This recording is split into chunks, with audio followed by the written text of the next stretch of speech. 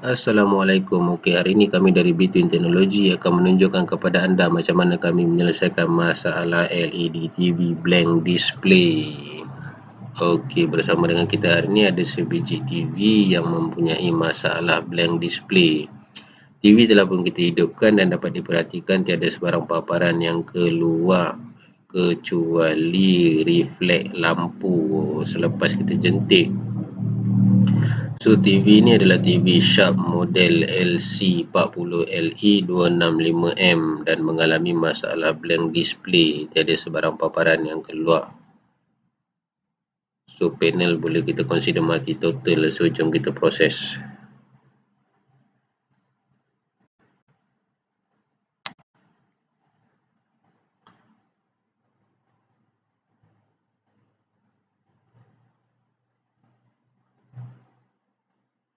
Okey, dapat kita lihat di sini TV ni tidak mempunyai tikon yang asing dan tikonnya terdiri daripada scaler, sekali scaler. So kita kena buka bahagian bingkai ni untuk meneruskan proses tracing.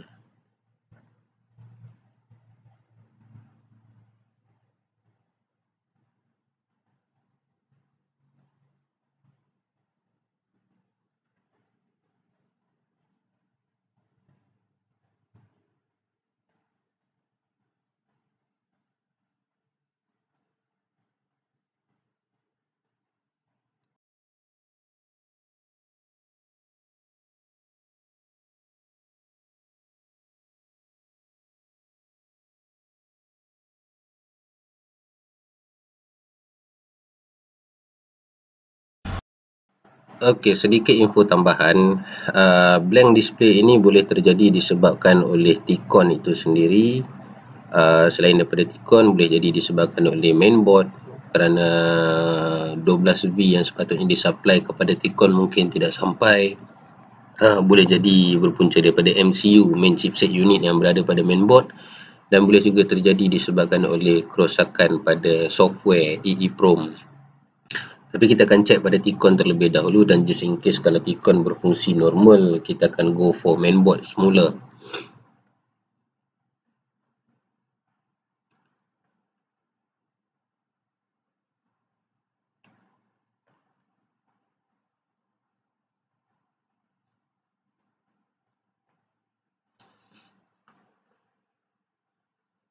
So untuk tujuan proses checking tikon ni, kita akan standard go for voltage yang sepatutnya ada, dan dapat dilihat bahawa pada scaler ini dia terbagi kepada dua, iaitu primary scaler dan secondary scaler, yang mana primary scaler ini mengandungi tikon utama dan dihantarkan voltage-voltage melalui flex cable ke secondary scaler.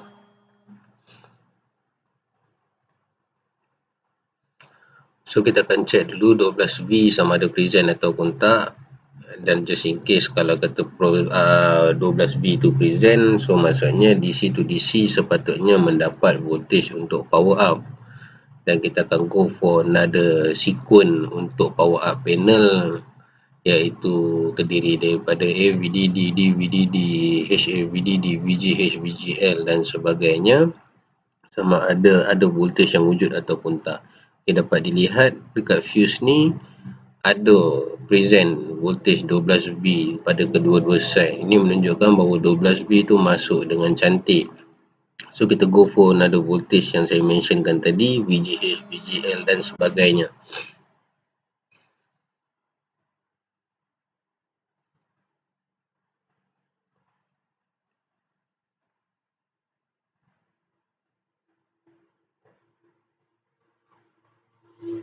Okey, dapat dilihat dekat sini sepertinya ada kesan daripada sentuhan orang lain. Mungkin tu pernah dihantar kepada technician yang lain, tapi tak apa, kita try tengok sama ada kita mampu untuk membaik pulih TV ni ataupun tidak.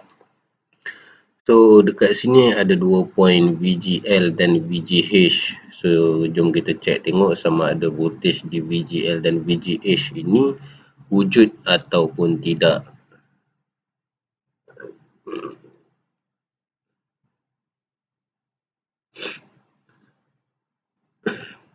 Okey, dapat dilihat di sini tiada sebarang paparan voltage yang terkeluar ataupun terhasil. So ini menunjukkan bahawa line untuk power up sequence panel telah pun short. VGH pun tak present. So since scalar ni ada dua, primary dan secondary. So kita boleh tentukan side mana datangnya shot tersebut dengan mengasingkan scalar tadi, antara dua scalar ni. So kita cabutkan dia punya flex cable untuk mengasingkan kedua-dua scalar ni. So kalau kata voltage terhasil selepas scalar ni diasingkan, bermakna shot tu datang daripada secondary. Kalau masih juga tidak terhasil, so shot datang daripada primary. So kita hidupkan TV dan kita akan test kembali voltage pada primary scalar ni tadi. So kalau kata dapat dilihat pun display telah pun keluar. Ini menandakan bahawa primary scalar berada dalam keadaan baik, except for bahagian bawah tadi tu.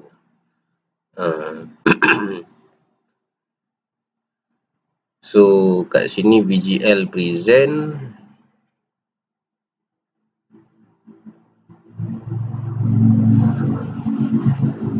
VGL ada dan VGH. Okey, VGH pun ada. So maksudnya primary scalar ni, primary T-con ni berada dalam keadaan okey. So short datang daripada secondary scalar. Cumanya gambar dekat bahagian bawah tu tadi agak sedikit mess up. So punca boleh jadi pada side coff since TV ni mempunyai side coff. So tak apa, kita settlekan dulu bahagian short pada main coff ini. Lepas dah settle nanti baru kita go for side coff. So seperti yang saya selalu sebut berkenaan dengan power up sequence. So sebenarnya untuk power up panel ni dia ada urutan voltage, yang mana ada beberapa voltage yang menjadi punca utama untuk menghidupkan panel sebelum lain-lain voltage itu dihantar untuk mewujudkan gambar. So susunan dia tu dalam line yang sama menjadikan apabila salah satu line tersebut short, dia akan mempengaruhi line-line yang lain, voltage-voltage yang lain since dia datang daripada sumber yang sama. Okay, dapat dilihat dekat sini kita menggunakan diode test untuk mencari short yang ada. So since dekat secondary scalar ni tak terlalu banyak komponen, so kita go for satu persatu dan alhamdulillah untuk tracing yang pertama dengan sentuhan yang pertama kita dah mendapat satu petanda baik. So ada satu kapasitor pada permulaan ini yang saya rasakan mungkin line AVDD telah pun ke arah rosak, yang mana dah berlaku leakage ataupun dah tak berapa nak elok lah. So tak apa, kita removekan dulu dan kita tengok untuk proses ini kita akan removekan one side untuk membuktikan bahawa memang short tu hanya datang daripada line sini dan kapasitor ini yang menjadi punca yang shortkan line AVDD tersebut. So berbalik kepada isu power up sequence tu tadi, kalau kata salah satu daripada voltage-voltage yang perlu ada untuk power up sequence ni short sahaja, sudah memadai untuk menjadikan yang lain-lain yang sepatutnya tidak short tetapi tidak mampu menghasilkan voltage kerana dianya berasal daripada IC yang sama, which is DC to DC IC. So bila kata ada yang short, IC akan protect dan menghalang daripada voltage-voltage lain untuk keluar. So kita dah pun mengasingkan sebelah side. Nanti kita tengok sama ada panel ini mampu menghasilkan gambar ataupun shot tadi telah diremovekan sepenuhnya ataupun tidak.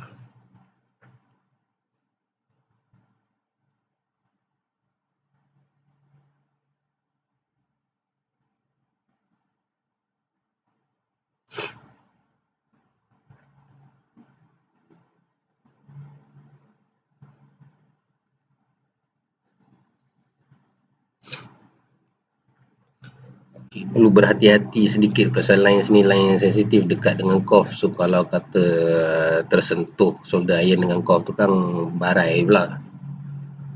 So dapat dilihat kat sini kita dah mengasingkan sebelah side. So jom kita try test power on balik. Tapi sambungkan kembali dia terlebih dahulu LVDS cable tu tadi, flex cable tu tadi. So TV telah pun kita hidupkan dan dapat dilihat alhamdulillah memang short tu berpunca daripada line AVDD. Except for yang bawah tadi tu masih dalam keadaan yang sama. So kita akan go for side coff pula lah lepas ni. Mungkin ada voltage-voltage yang missing pada coff yang di hujung itu sekali. So kapasiter ni kita tanggal dan tak gantikan pun sebenarnya tak menjadi isu besar, tapi best option adalah dengan menggantikan dia kembali, since kita tahu line LVDD ni voltage dia lebih kurang dalam 15 ke 18 V. So best option untuk replace adalah dengan mencari kapasitor yang berada pada line 15 ke 18 V tadi. Sebab SMD kapasitor ni normally memang tak ada marking unless kalau kita ada dia punya datasheet ataupun schematic board tersebut, so kita boleh tahu. Since kita tak ada, so kita just go for dia punya voltage. So dapat dilihat dekat situ voltage LVDD terhasil 17V. So untuk memudahkan urusan penggantian, kita just cari pada scaler board ataupun Ticon board yang tak digunakan lagi, ambil line LVDD tersebut dan cari satu kapasitor yang berada pada line tersebut untuk digantikan.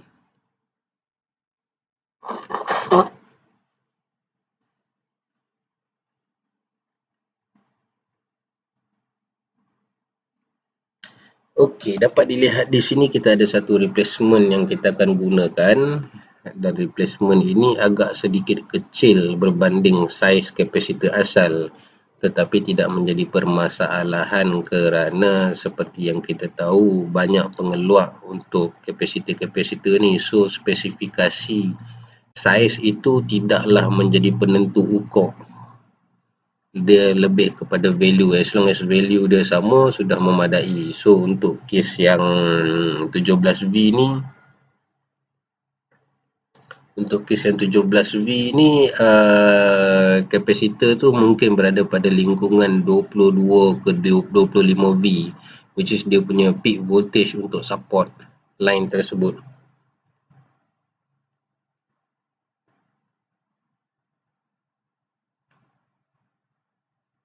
So kita masukkan kita punya replacement tu tadi, boleh dilihat memang agak sedikit kecil berbanding saiz biasa, saiz standard asal.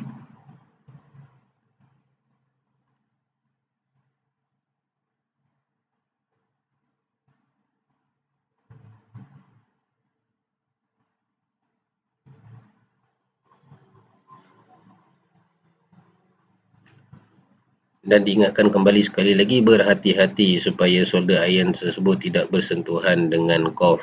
Kalau tersentuh, damage, lagi terus ikat tepi. So selesai proses pemasangan.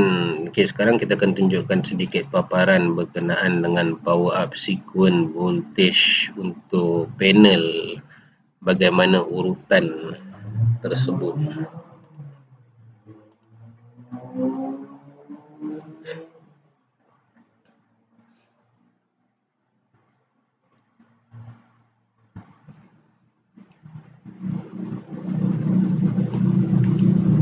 Okey, di dalam gambar ni dapat kita lihat satu bentuk drawing, tapi abaikan drawing tu, just fokus on power signal sequence, which is untuk power on kita ada DVDD, LVDD, VGL, VGH, video dan logic signal serta backlight. So itu untuk power on, dan untuk power off terbalik. So dapat dilihat jika sebelum gambar terhasil, panel perlu terlebih dahulu hidup. So tanpa ada DVDD, LVDD, VGL dan VGH itu tadi, video dan logic signal tidak akan terhasil. So sequence itu kena betul, dan sequence itu yang memudahkan urusan kita untuk tahu bila mana jadinya satu-satu shot, dekat mana kita nak check. Okay, sekarang kita go for side coff. Ada sedikit damage since macam yang kita bagi tahu tadi, dah pernah disentuh oleh technician lain. So kat sini nampak macam sedikit koyak. Boleh jadi koyakan ini yang menjadi punca kenapa side coff paling hujung ini tak mendapat sebarang voltage. Since dapat dilihat ada 4 side coff sebenarnya. So keempat-empat side coff ini menjaga dia punya kawasan-kawasan sendiri. So kita dapat rumuskan dekat sini, kita boleh pecahkan panel ni kepada 4 bahagian, dan every single side coff menjaga bahagian masing-masing. So 3/4 panel hidup, 1/4 sahaja yang tak hidup. Banyak juga kesan-kesan damage ni. Hopefully dia tak mengganggu the whole process.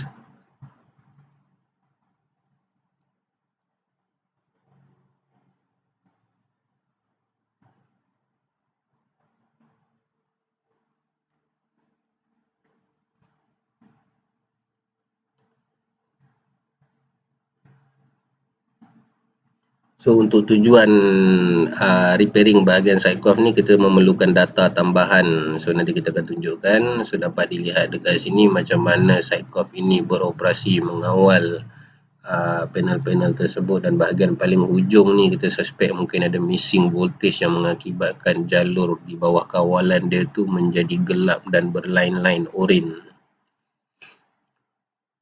So kita teruskan dengan gambar dekat sini. Dapat kita lihat dia punya data kredit untuk Maxstar IL1527M2AA1, iaitu dia punya data untuk dia punya label untuk side coff ni. So ada voltage VGL, VGH dan 3.3V kat situ. So dengan menggunakan data-data ini tadi, kita akan trace. Dekat sini kita menggunakan selotip untuk mengangkat dia punya coff tadi supaya mudah kita berurusan dengan bahagian bawah, which is di bahagian bawah ini ada bintik-bintik yang menjadi test point untuk signal-signal yang terhasil. So daripada sini kita boleh check based on data tadi ataupun gambar tadi, voltage apa yang missing. Since kita dapat dekat situ VGL, VGH dan 3.3V. So di antara ketiga-tiga voltage ni kita check tengok yang mana yang satu yang missing, yang menjadikan display dia mess up.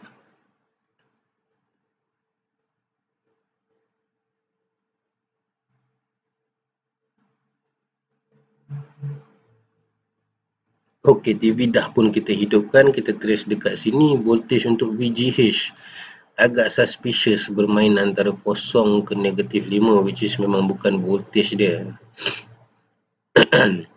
Mungkin atas faktor lain terlalu kecil membuatkan sentuhan tu tak berapa perfect. Tapi consider macam VGH punya voltage tu tak wujud, missing dekat situ. Berbanding dengan lain-lain voltage untuk VGL, kita dapat lihat naik -7 dekat situ. VGH ni suspicious, and then untuk 3.3V, okey, 3.3V wujud. So maksudnya dekat sini VGH lah yang menjadi punca kenapa display tersebut terganggu. So untuk tujuan repairing atau fixkan problem ni, kita boleh jumperkan sahaja line missing ni tadi kepada side coff lain yang mempunyai VGH signal tu tadi. Okey, dapat dilihat dekat sini kita skip satu coff sebab coff yang atas dia tu sikit agak koyak, risau akan merosakkan dia lebih teruk. So kita pakai coff yang atas satu lagi. So dapat dilihat dekat sini voltage untuk VGL ada, dan VGH pun ada dekat sini 26. So kat sini nampak memang missing VGH dekat point belah sana, dan 3.3V pun wujud dekat sini. So dekat sini, dekat bawah tadi tiada VGH, tiada VGH. Dan itu dah kosong untuk bahagian bawah. So apa yang perlu kita buat hanyalah menghubungkan antara VGH point yang belah atas tadi ke VGH point yang belah bawah tadilah dengan menggunakan copper wire. So sambungkan dua titik ni, insya-Allah kita akan test balik sama ada dia berjaya menyelesaikan masalah tersebut ataupun tidak. So tutupkan TV terlebih dahulu supaya tidak berlaku sebarang short atau benda-benda yang tak sepatutnya. Dan dengan bantuan flux untuk memudahkan proses soldering, kita sapukan sedikit. Perlu diingat bahawa ini adalah coff dan terbuat daripada plastik. Sungguh pun plastik ni mempunyai takat lebur yang agak tinggi, tapi perlu cepat. So just layangkan saja supaya solder iron tu tidak terlalu lama terkena pada side coff tu, takut terkoyak. So just layangkan saja, bagi melekat sedikit timah di situ, kemudian kita akan sambungkan dengan copper wire untuk buat jumper untuk menghubungkan VGH point pada side coff yang nombor 2 ni ke side coff yang paling last.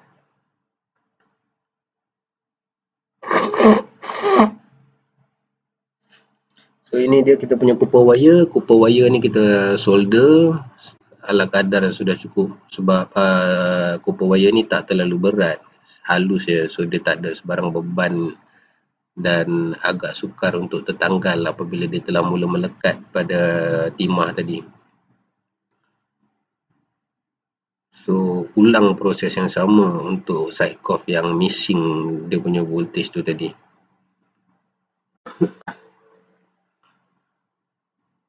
So, sambungkan, make sure kita sambungkan pada point yang betul dan make sure dia tidak bersentuhan dengan point-point yang lain. Okey, selesai urusan pematrian TV dah ready for test. Kita tengok nanti apakah hasilnya.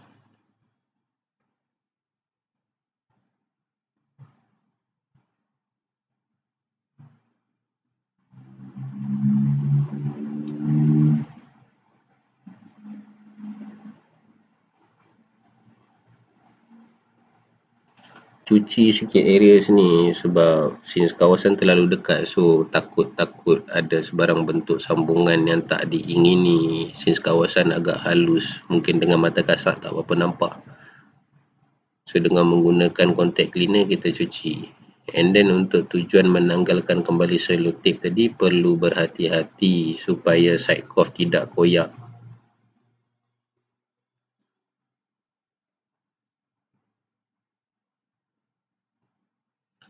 Okey, jom kita test TV ni.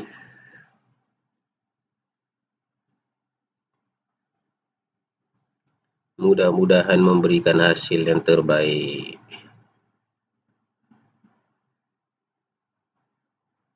Okay, TV dah pun kita hidupkan dan itu dia, alhamdulillah. Bahagian atas yang missing tadi telah pun kita fixkan, except for line. Ada satu line halus dekat sini. Mungkin line ni berpunca daripada coff yang koyak ni tadi kot. So terlihat di awalnya tadi macam agak mustahil untuk kita sambungkan kembali sebab dia dah koyak. Tapi best alhamdulillah dekat sini pasal dia tak terlalu damage. So line yang timbul pun line yang agak halus. Tapi still jadi tak cantik lah. So kita try tengok sama ada kita mampu fixkan benda ni ataupun tak. Kalau kata tidak, kita terpaksa redha. Setakat ini sahaja kemampuan kita untuk merepair kerosakan TV ini.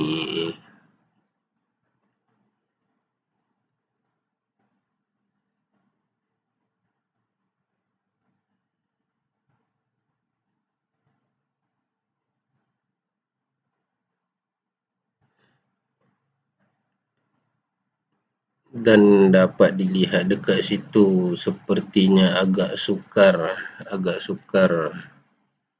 So kita try terbalikkan dulu coff ni untuk tengok daripada bahagian belakang sama ada kita mempunyai potensi untuk menyambungkan kembali bahagian yang terkoyak itu ataupun tidak.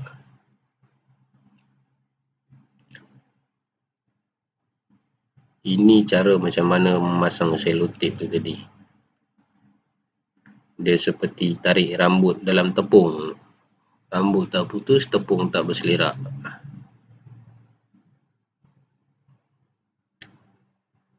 Okey, rasanya memang